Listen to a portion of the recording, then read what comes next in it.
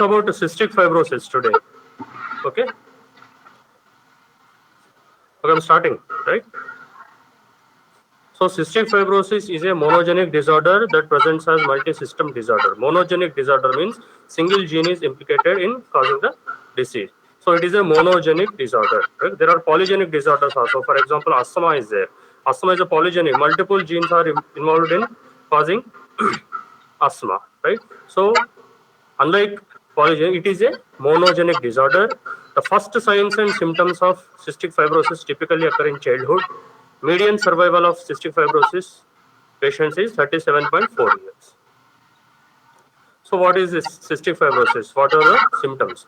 So this cystic fibrosis is characterized by chronic bacterial infection of the airways that leads to bronchiectasis and broncholectasis, exocrine pancreatic insufficiency and intestinal dysfunction, abnormal sweat gland function, and urogenital dysfunction. So mainly four organ systems are involved, namely most commonly involved is gastrointestinal system. Remember this, most commonly involved is gastrointestinal system, followed by respiratory system, then sweat gland and urogenital system. So four organ systems, symptoms related to four organ systems will be there in these patients.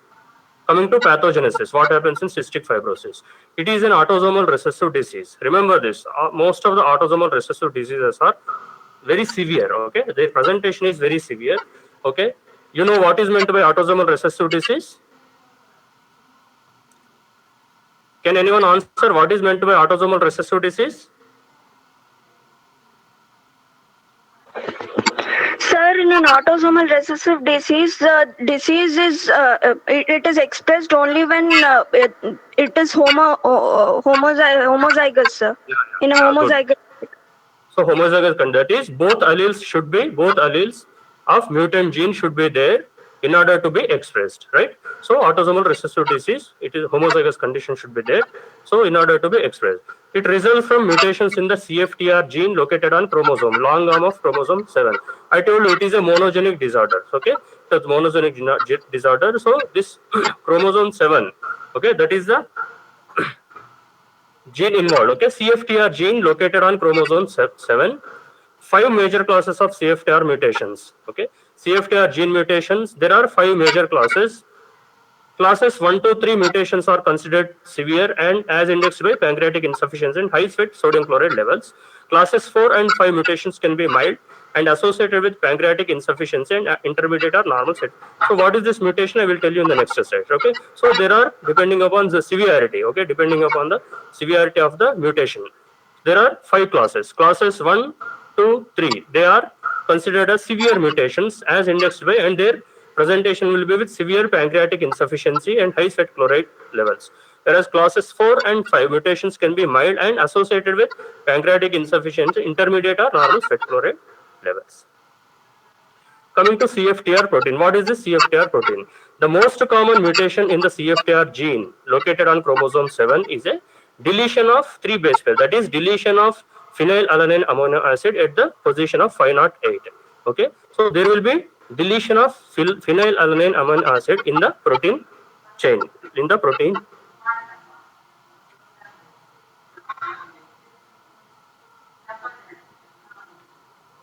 So there will be deletion of phenylalanine amino acid from the protein chain at the position of 508.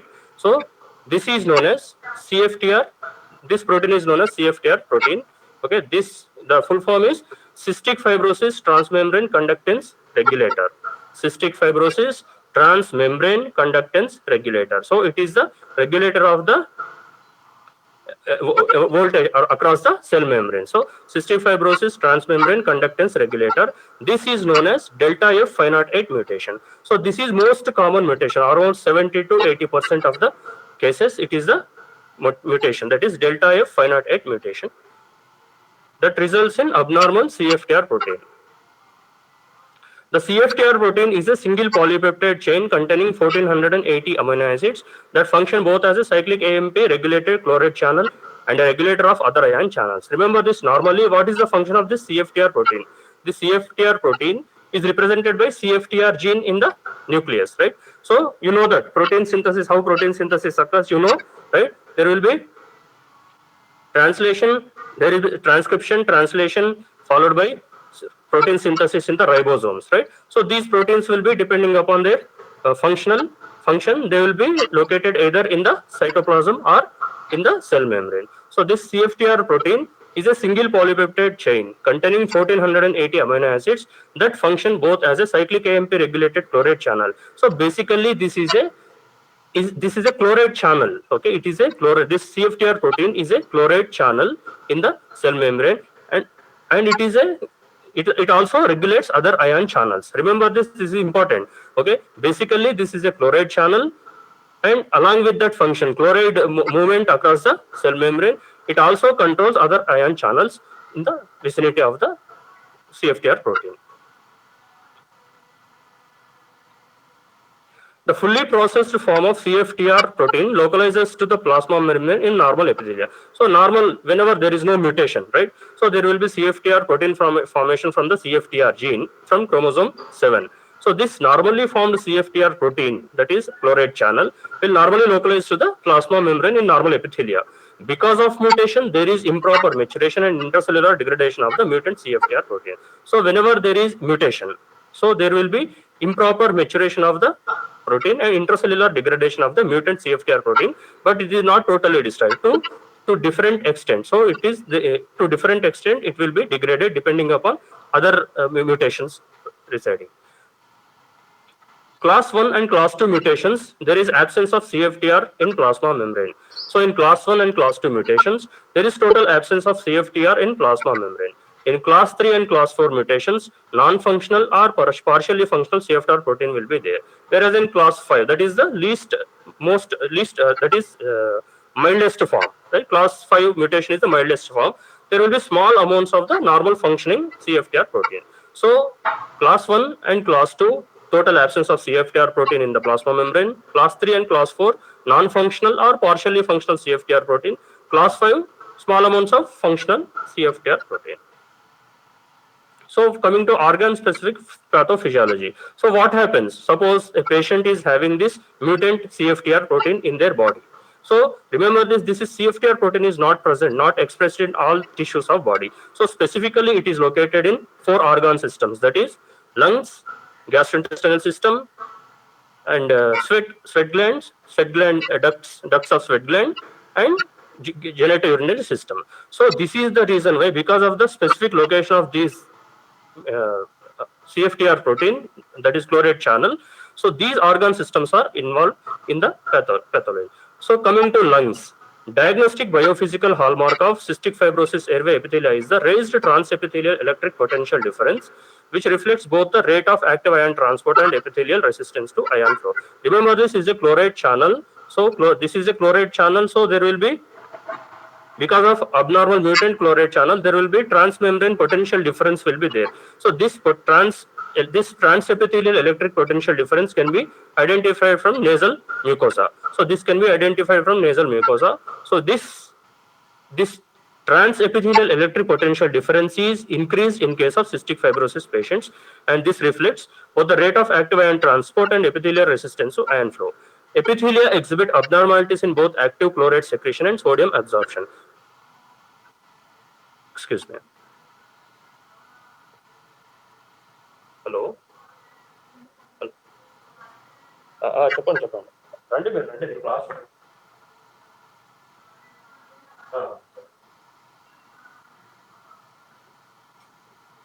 తొందరగా లేకుంటే Monday వచ్చేస్తాను. Late అయితే Monday రండి. అదే late అయితే Monday రండి. సరే సరే మంచి మంచి. Sorry. So coming to lungs, organ-specific pathophysiology in cystic fibrosis, the epithelia exhibit abnormalities in both active chloride secretion. So this CFTR function, normal function of CFTR, I will explain in the next slide. So here, if you see, this is in lungs. Okay, so this is CFTR channel, that is CFTR protein in the cell membrane, which is a chloride channel. So what is the normal function of this chloride channel? CFTR protein is, it actively separates chloride from the cytoplasm into the exterior. That is, from chloride will be moving from cell out of the cells. Okay, from cell out of the cells through an active process, that is ATP dependent process. It is an ATP dependent process, and it also, I told you, it also regulates other ion channels in its vicinity. There is epithelial sodium channel here on left side, you can see. So this epithelial sodium channel, this function of this epithelial sodium channel is normally the sodium from exterior will be moving into the cell normally, but this movement of sodium into the cell is inhibited by CFTR protein. So this is the normal function. So a final result will be, in normal CFTR protein, chloride will be moving out of cell and sodium entry into the cell is restricted, so that sodium and chloride will be moved in the outside of the cell. Along with this sodium chloride, water will be moving passively, so that will be hydrating the epithelial surface. This is epithelium, this is airway epithelium, this is the cell airway epithelium. Okay, this airway epithelium surface, airway surface liquid, we call it as airway surface liquid, will be hydrated because of this normal function of CFTR protein.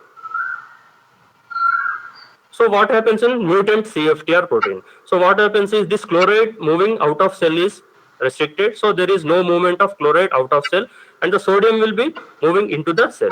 So what happens? There is a dehydration of the airway surface liquid. We call it as ASL, that is airway surface liquid containing mucus and some water. Okay, so this airway surface liquid is dehydrated because of this mutant CFTR. So what are the consequences of dehydration of this airway surface liquid? I will tell in the next slide.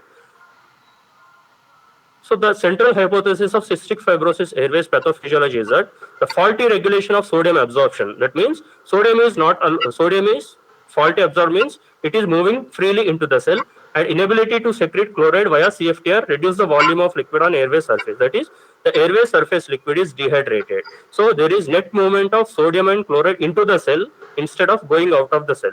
So because of this, there is no adequate hydration. Normally, because of this sodium chloride in the exterior of the cell, there will be water moving freely. Because of this water movement, there will be free dehydration of the airway surface liquid. So this is absent, that is, there is dehydration of airway surface liquid that leads to adhesion of mucus to airway surface, so failure to clear the mucus from airway. So this, because of this dehydration of the airway surface liquid, there will be sticky mucus. So this sticky mucus will not be efficiently moving the whatever particles are there in the airway epithelium. That is, whatever you will be inhaling some particles from the atmosphere. So these particles normally will be moved by the airway surface liquid along with the movement of cilia.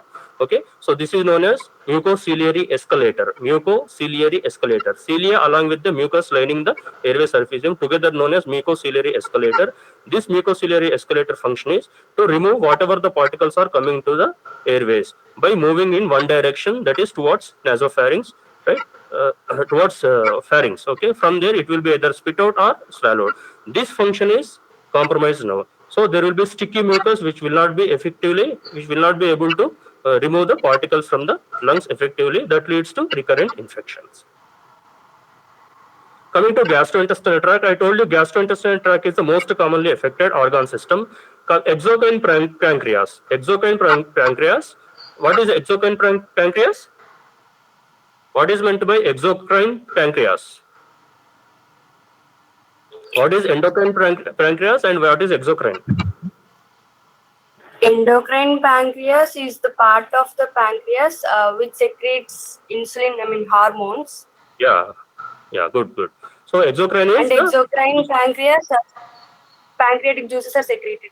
Yeah, the digestive pancreatic juice containing digestive enzymes like lipase and proteases will be secreted, right? So this exocrine pancreas is the most commonly affected in the beginning. Later stages, endocrine pancreas also gets affected. So absence of CFTR protein leads to impaired function of apical membrane chloride bicarbonate exchanger. I told you this even though the CFTR protein will be having, it will be regulating the ion channels in the vicinity. So in case of lungs, it is epithelial sodium channel, whereas in case of pancreas, it is the chloride bicarbonate exchanger to secrete bicarbonate and sodium by passive process into the duct. So because of this failure to secrete sodium, bicarbonate and water, there will be retention of enzymes in the pancreas that leads to total destruction of pancreas. Remember this.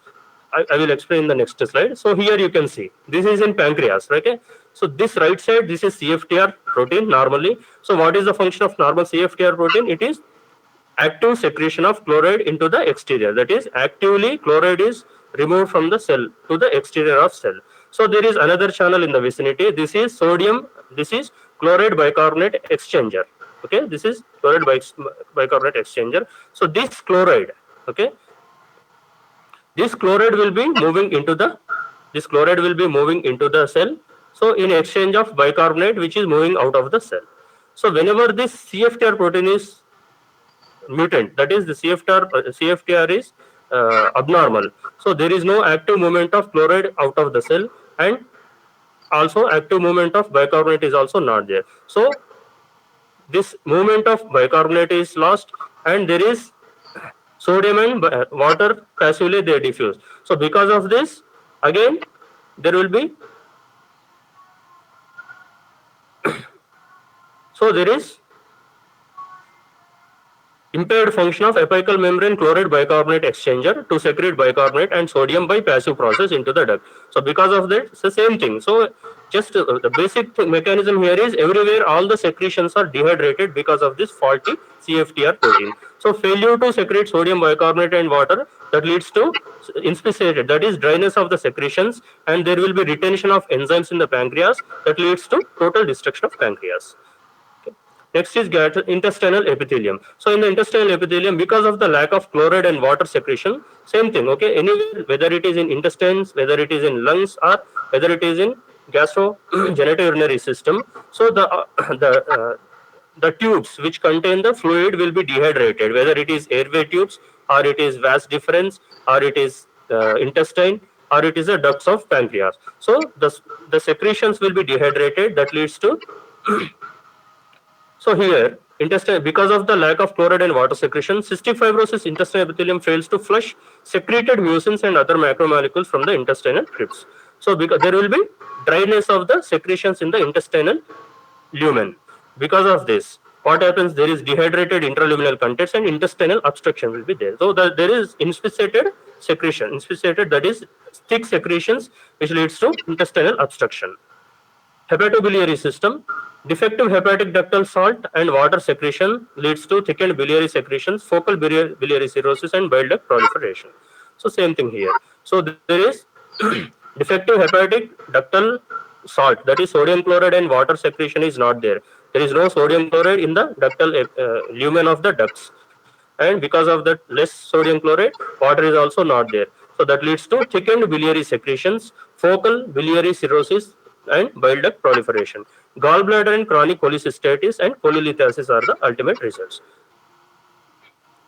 Coming to sweat gland. So the unique feature of this CFTR protein is, it is unique nature of this CFTR protein in sweat gland is, instead of secreting, it is reabsorbing. So in cystic fibrosis patients, the sweat is normal in volume. They secrete nearly normal volumes of sweat in the sweat acinus, but they are unable to reabsorb the sodium chloride from the sweat duct due to the inability to absorb chloride via CFTR across the ductal epithelium. So instead of secreting actively, it is actively taking up the chloride into the cells. This is exception. So in all other organ systems, it is actively secreting the chloride out of the cell. Whereas in sweat duct, it is not in acinus, it is in the duct of the sweat gland. The duct of the sweat gland, the function of CFTR is, it is actively absorbing the chloride into the cells. So because of this, so whenever this active absorption of chloride by CFTR is compromised, that is because of the abnormal CFTR protein. So this chloride will not be reabsorbed. That leads to increased chloride levels in the sweat. So this is of diagnostic value in the routine practice. Coming to clinical features, most patients present with signs and symptoms of the disease in childhood. Approximately 20% of patients present within the first 24 hours, that is in neonatal life itself, with gastrointestinal obstruction termed as meconium ileus. Coming to respiratory tract symptoms, upper respiratory tract symptoms are universal. So all the patient will be having nasal problem, that is chronic sinusitis with nasal polyps. They will be there in all the patients. Lower respiratory tract symptoms, cough, viscous, purulent expectoration will be there. Pulmonary exacerbation is increase in the symptomatology of lung disease, that is increase in cough, increase sputum volume, sputum purulence. Okay, so that is triggered by viral infections. There will be cough, weight loss, low-grade fever, increased sputum volume, reduced pulmonary function. So recurrent exacerbation. So whenever because you know that the the defense mechanism, that is mucociliary escalator, is compromised in the lungs of cystic fibrosis patient. So what happens? They are prone to recurrent infections. Okay, so because of this recurrent infections, they ultimately land up in respiratory failure. Coming to sputum microbiology in cystic fibrosis patients, so Haemophilus influenza and Staphylococcus aureus are the first organisms to be isolated in newly diagnosed cases. So remember, this cystic fibrosis is not a acute condition. So it is a chronic disease. Okay, it will be there forever. It will be there because it is a gene-based, okay, genetic-based disease. So it will be there forever. So patient's lungs are compromised. So patient will be having recurrent infection. So most of the time, the infections are caused by bacteria like Haemophilus influenza, Staphylococcus aureus, which are the first organisms in the beginning of the initial stages of the disease. As the disease progresses, the patient will be developing multi-drug resistant Pseudomonas aeruginosa in later stages. What is meant by multi-drug resistant? What is the meaning of multi-drug resistant bacteria?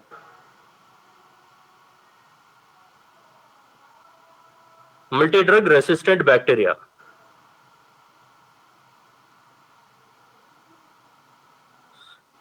So multi-drug resistant bacteria means two or more antibacterial group, that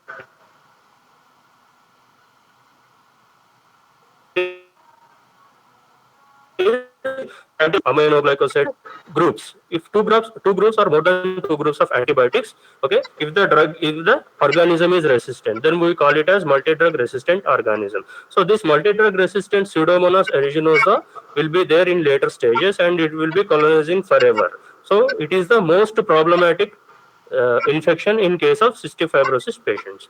So up to 50% of cystic fibrosis patients, there will be Aspergillus fumigatus in their sputum, with 10% of these will be having allergic bronchopulmonary aspergillosis, that is ABPA. So what is this Aspergillus fumigatus? Aspergillus fumigatus. It's a fungus, right? Aspergillus fumigatus is a fungus. In 50% of cystic fibrosis patients, okay, at some point in sometime in their course of disease, you can identify this Aspergillus fumigatus in their sputum samples. Out of this 50%, 10% will be having allergic manifestations to this Aspergillus fumigatus antigens. So they will develop allergic bronchopulmonary aspergillosis. This allergic bronchopulmonary aspergillosis is a it's an allergic reaction. It's an allergic reaction to Aspergillus antigens. Small airway disease is the first functional abnormality as evidenced by increased residual volume to total lung capacity ratio in cystic fibrosis patients. What is residual volume? What is residual volume? So it is a volume of air remaining in the lungs at the end of forced expiration. So if the residual volume will be increased, okay, residual volume will be increasing in the cystic fibrosis patient because of the small airways disease. Whenever the small airways are diseased, they will be narrowing. So in exhalation, whenever the patient is exhaling or forcefully exhaling, so there will be, the air will not be moving freely from the lungs out of the lungs. Okay, so there will be trapping of air in the lungs because of the small airway disease that leads to increased residual volume. Reactive airways disease will be seen in 40 to 60% of patients of cystic fibrosis. Reactive airways disease means normally whenever you are inhaling some antigens, or whenever you are exposed to some dust, okay, whenever you are pungent odors, so you will have immediately some cough will be there because of the normal defense mechanism. In case of reactive airways disease, there will be exaggerated response of the airways. There will be exaggerated response of airways to various stimuli, various noxious stimuli. So because of this exaggerated response, okay, the patient will be having more trouble. Okay, patient will be having more trouble because of this exaggerated response. So this reactive airways disease is seen in 40 to 60% of patients. Earliest chest X-ray changes are hyperinflation. This hyperinflation is because of air trapping secondary to small airway disease, and right upper lobe is the most commonly affected part of the lung for unknown reasons. Respiratory complications: patient may develop pneumothorax, patient may develop hemoptysis, respiratory failure, and cor pulmonale. What is cor pulmonale?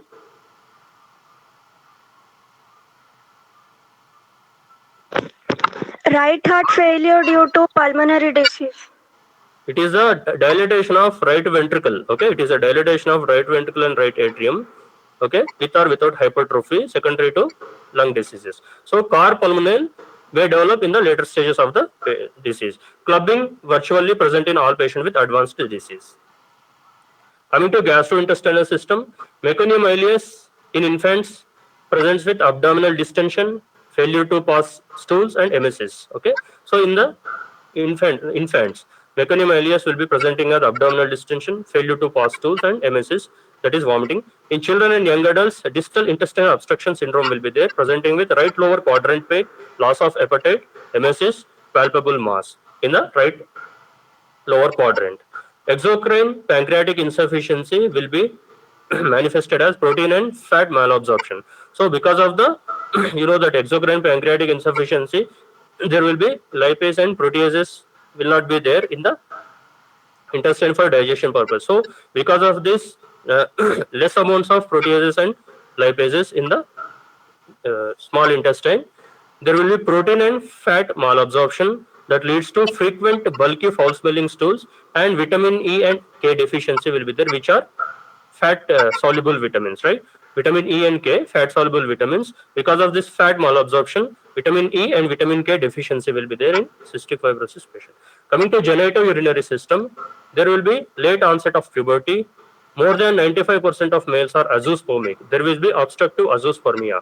In males, vas deferens and epididymis will be affected, most affected. So there will be the sperm production is normal, but in the semen it won't be, count will be less. So there will be azoospermic obstructive azoospermia in males. Some 20% of women are infertile.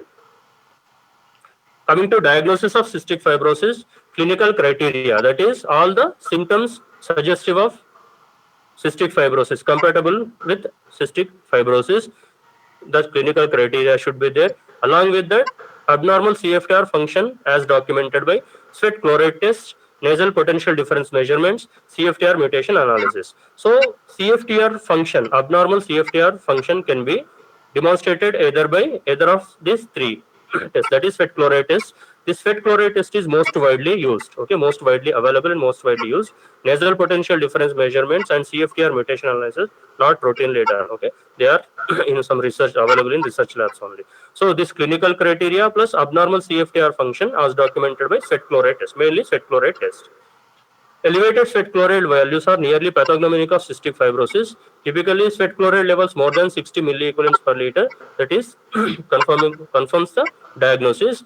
Nasal potential difference measurement if other tests are not inconclusive. So you can go for nasal potential difference measurement if the sweat chloride tests are inconclusive. Coming to treatment part, major objectives of the treatment. Promote clearance of secretion because of the, remember this, because of the dehydration of the secretions in the various organ systems. So there will be dryness of secretion will be retained. All the secretions will be retained within the organ systems. So these retained secretions are the focus for recurrent infections. Remember this. Whenever it is because of the stagnation of the secretions, dry secretion, that is thick secretions, there will be person is prone to develop recurrent infection. So first thing is you should clear the secretion. So promote the clearance of secretion, control infection in lungs, provide adequate nutrition, prevent intestinal obstruction. So these are the major objectives. Gene therapy is treatment of choice, but is still in research stage only. So trials are there, but not yet available in market. Coming to lung disease, treatment in lung disease. Clearing pulmonary secretions by various exercises. There are various breathing exercises which help in clearing secretion from the lungs. Flutter valves. Flutter valves is a device. Okay, the flutter valve is a device. The patient will be exhaling forcefully against the flutter valves so that there will be vibration generated. All the secretions will be coming out. Chest percussion from over the chest. You can just do gentle percussion. That will also help. Inhaled hypertonic saline, that is 7% saline you can give to the patient through inhalation route so that the airway surface liquid is hydrated. because of the high salt content in this. So there will be passively diffusion of the water from the tissues into the airway surface liquid. So because of that, there will be airway surface liquid is hydrated, more hydrated. It becomes loose. Okay, so it becomes easy to remove the secretions. Recombinant human DNA which degrades DNA in cystic fibrosis sputum, increases airflow during short-term administration, increases time between exacerbation. This recombinant human DNA is an enzyme. Okay, it degrades the DNA in cystic fibrosis sputum. Remember this cystic fibrosis sputum is rich in cellular debris and all the organisms which are there. So there will be the thickness. One of the reasons for thickness is because of the cellular debris containing lots of amount of DNA in the from the cells, okay, and organisms. This DNA, which is because of which it is thick, will be degraded by this recombinant DNase, that enzyme, so that it becomes loose and easy to remove from the airways. Antibiotics can be given to control infection. Coming to antibiotics, early intervention with antibiotics in infants may eradicate Pseudomonas aeruginosa for extended periods of time. So ultimately, at some point of time, patient will definitely having the Pseudomonas aeruginosa in their course of disease. So early intervention with antibiotics in infants may eradicate Pseudomonas aeruginosa for extended periods. It may not eradicate it totally, to some extent, for few months or years.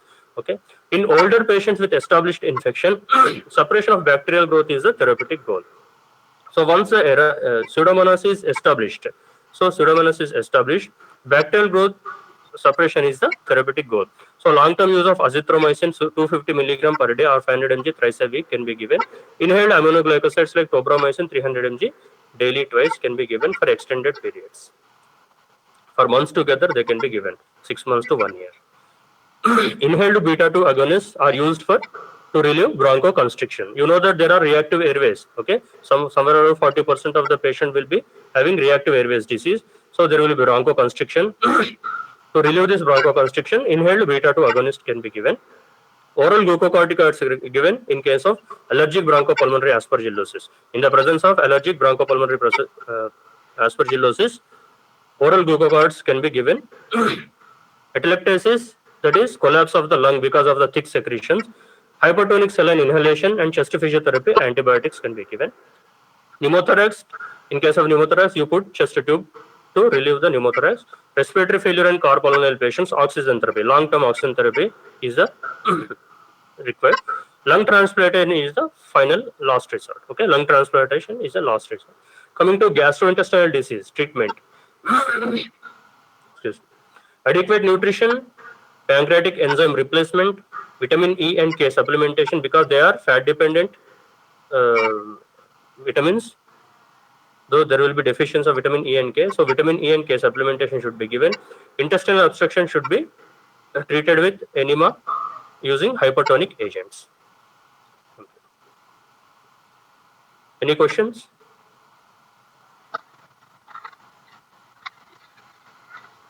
Any doubts?